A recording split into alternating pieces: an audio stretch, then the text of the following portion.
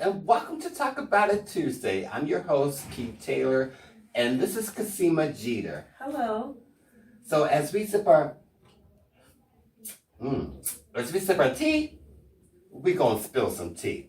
About HIV. Oh, what you said. Mm-hmm. Wow. That's good, yes. So What are we talking about today? today we're going to talk about National Women and Girls HIV and AIDS Awareness Day, Okay. And what day is that celebrated on? March 10th. Just in case y'all didn't know. Now you know. Mm-hmm. March 10th. So in 2019, 378,000 people were diagnosed with HIV. Mm-hmm. But 19% of that was women. Really? Yeah, 19%. Wow.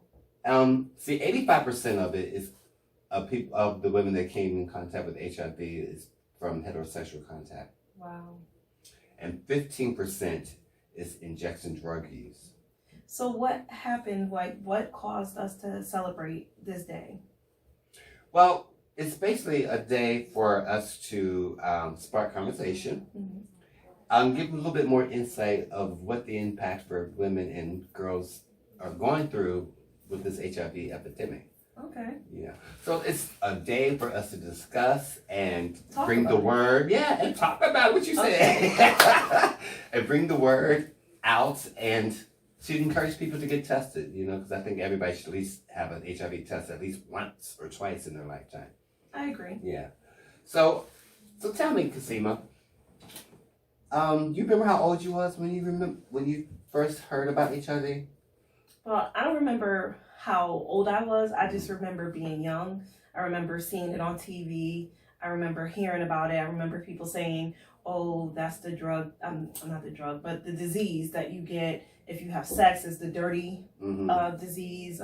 So you better not have sex with nobody. And then also, it was just something that, wasn't really talked about because of thinking that it's not something that really would affect me. Right. Because in the beginning, HIV was pretty much all about the gay population. Exactly. Yeah. So it wasn't like really a high topic or conversation for me because growing up it was the gay man's disease. Right, the gay man's disease. Yes, and people weren't even taking into consideration that 1% of people that contract HIV could be from blood transfusion back in the day, but not today.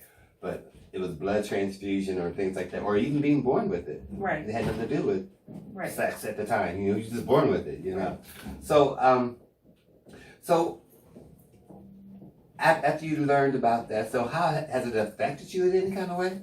Well, it really didn't affect me because, like I said, it was always known as the gay man's disease. Mm-hmm. But as I got older and found out more information on my own and became more knowledgeable about it, then it definitely affected how my interaction was for my sexual partners, making sure that I protected myself. And at the time, it was just make sure you wear condoms. Right. Make sure you wear condoms. Yeah, that's pretty much all we had at the time. Right. So I think it's so important for women, especially this month, and that's why we have the National Women and Girls Awareness Day to empower women to know your status, right? To know what it is, how you can prevent yourself from contracting HIV, just knowing what's out there. Like I heard about something that you can take that can help you prevent. Yes, it's called PrEP.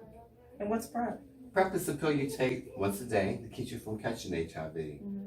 You take it daily. It's about the same time each day to keep that barrier all the way through. So yes, if you want to learn more about PrEP, you can always give us a call at 203-756-8021. And my extension is 3406, and we can talk about it. How about that? But with PrEP, does that mean that I no longer have to use protection, or? Oh, no. No, I always say PrEP and protection will keep you safe. Right. Because PrEP doesn't keep you from getting other STDs. It only keeps you from catching HIV.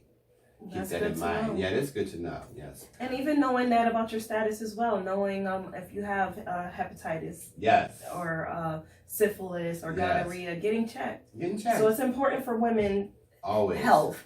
To you have to be empowered. Yes. Don't be afraid to ask your doctor for a HIV test or to be tested for Yes. other STIs. Yes, because you are in charge of your life. You are in charge of your body. And if your doctor doesn't feel like that you need those type of tests, well, then maybe it's time for you to find another doctor. Because it's your body. Yes. And you have the right to advocate for yourself. Exactly, yes. So tune in next week when we are going to be discussing about caseworkers for people that are HIV positive. We're going to learn what it is to be a caseworker and what is expected of the caseworker and what's expected of the client for the caseworker. That sounds interesting. Yeah, I think it would be interesting because people need to know what they're getting into if they're newly diagnosed and what's the role of the caseworker and what's my role as the patient. Sounds good. Okay. So thank you for joining with us on Talk About It Tuesday. And don't forget, talk about it.